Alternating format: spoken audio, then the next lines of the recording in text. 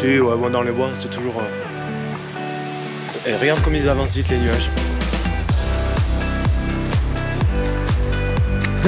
Bonjour à tous et bienvenue dans cette nouvelle randonnée. Aujourd'hui, je suis accompagné de Lolo et de Seb. Et on vous amène tous les trois jusqu'au lac de Bad Kraber, une randonnée d'environ 12 km pour 870 mètres de dénivelé. Donc à la journée avec un temps qui est un petit peu incertain, pas mal de vent de sud. Mais le point positif, c'est qu'il fait bon. Et on va essayer d'aller rencontrer aussi la gardienne du refuge, Laetitia, qui va nous parler un petit peu de cette saison qu'elle a passée ici au refuge de l'Arribée. Allez, c'est parti!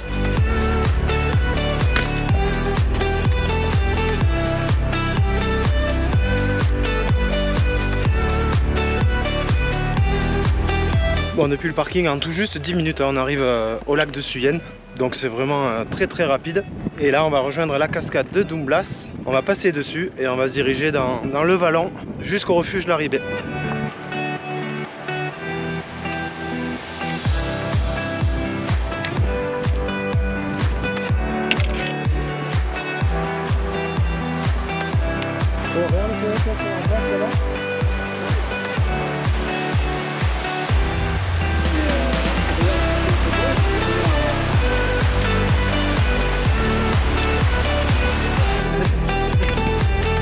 Tu as visité les bâtons depuis la dernière fois?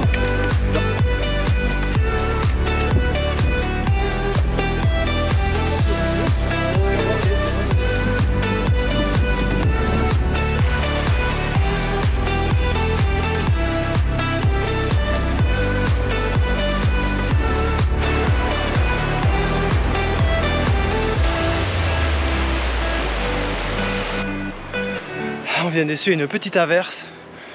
Mais bon, elle était très rapide. L'avantage, c'est que ça va enlever toute la poussière résiduelle et que du coup, normalement, les photos seront un peu mieux. L'idée, c'est d'aller se poser au refuge. L'idée, c'est d'aller se poser au refuge en attendant que les nuages passent un petit peu.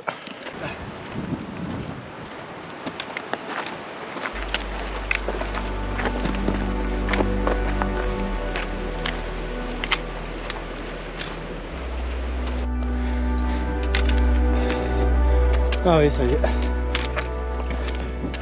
Bon, on va vraiment attendre que la pluie s'arrête. Alors là, à l'image, on le dirait pas, mais il y a quelques petites averses là qui tombent.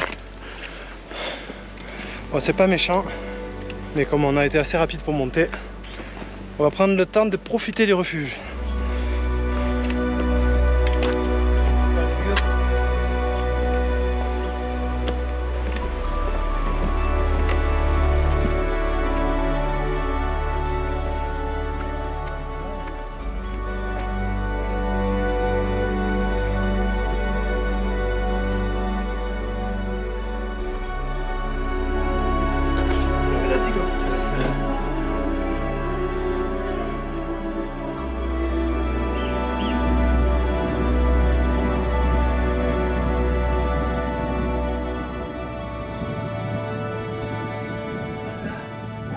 Allez, à cette belle rando. Santé, les gars. santé. Je m'appelle Laetitia, je suis la gardienne du refuge de l'Arribée. Le refuge de l'Arribée, il a 60 places. Il est ouvert les week-ends de mai, puis de mi-mai à mi-octobre non-stop. Il n'y a pas d'ouverture hivernale parce que la route dans la vallée est fermée. Pour réserver, ça se passe comme pour tous les refuges du club alpin français en ligne maintenant.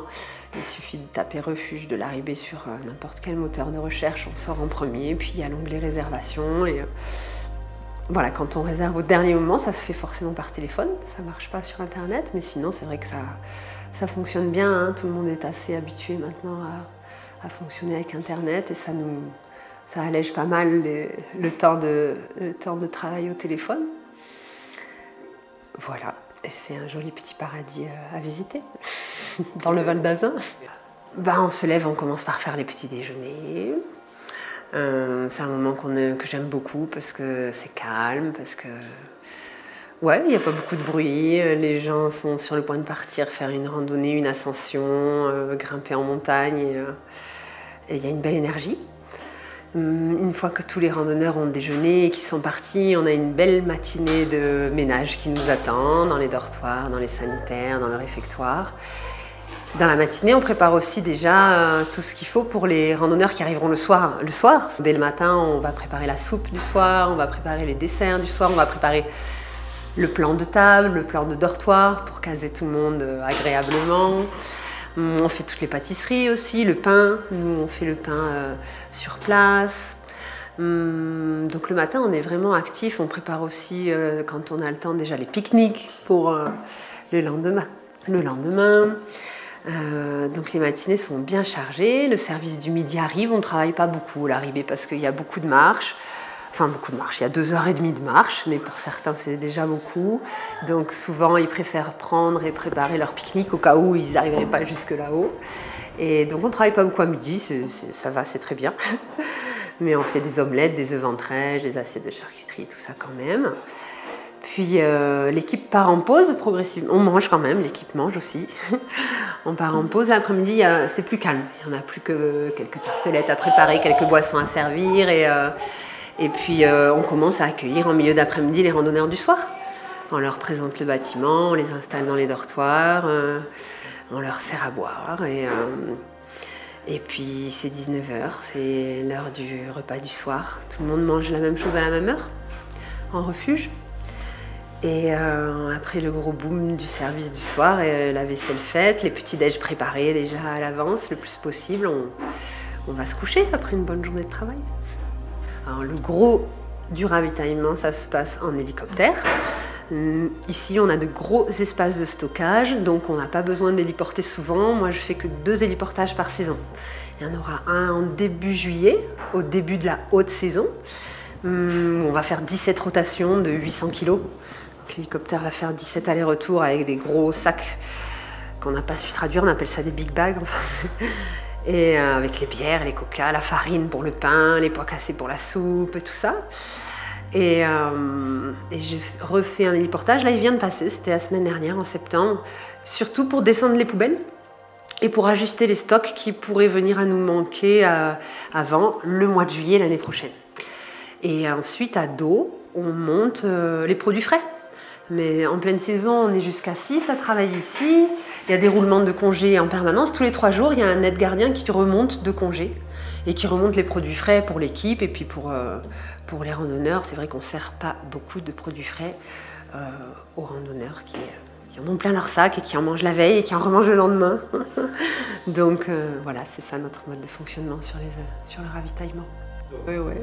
J'ai pas prévu de partir encore. Ça a été un bonheur d'être avec Milan et Ignacio ici cet été et de voir mon fils évoluer là au milieu. Je trouve ça vraiment génial.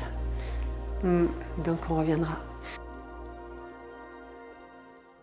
1, 2, 3. Ah, attends, c'est pas comme ça. Ah ben voilà, là tu gagnes. Voilà, je fais ça, mais c'est toi qui gagne. Et non. Moi je gagne sur toi, mais toi tu gagnes sur moi et lui il gagne sur toi. Donc là, c'est la match nulle, on recommence. Shifumi. Ah, toi t'es entre nous. Oh là là. Shifumi. Je t'ai dit pour moi. Eh ouais les gars, je suis désolé. Moi je mange des croûtes. Je vous ai pas dit, je suis champion du monde de Shifumi.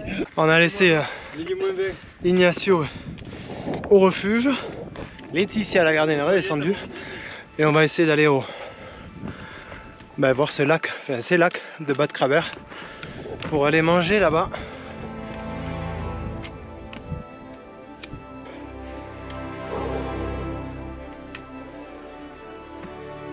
Bon, il y a des petits passages où ça grimpe pas mal, juste après le refuge. Et on est à la brèche là. Devant.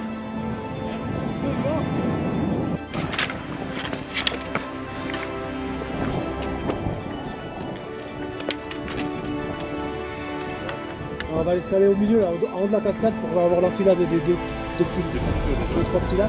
Que c'est beau, cette enfilade de lac. Il y a un petit lac.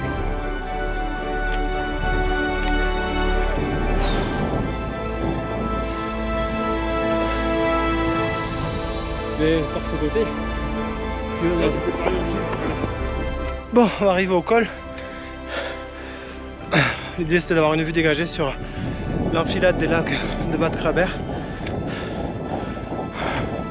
Et je crois qu'on va la voir. Quelle vue! On a... Merci. Lolo, il est crevé. J'attends de récupérer des forces avant de pouvoir manger.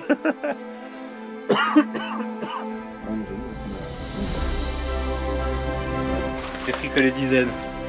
Il va falloir que je te fasse un bisou, Seb. Pour mes 40 Faut le ans. donner maintenant. Bon anniversaire poulet. Bon anniversaire, mon père. 40 piges, c'est ça? 40, ouais.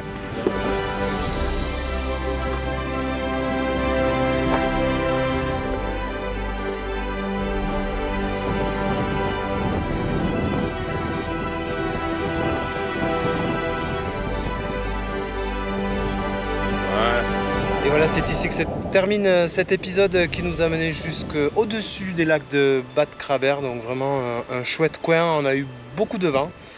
C'est un petit peu dommage, mais quand même on en a bien profité les gars. Ouais, on a eu plein les yeux, Nickel. ça c'est clair. Ça vous a plu?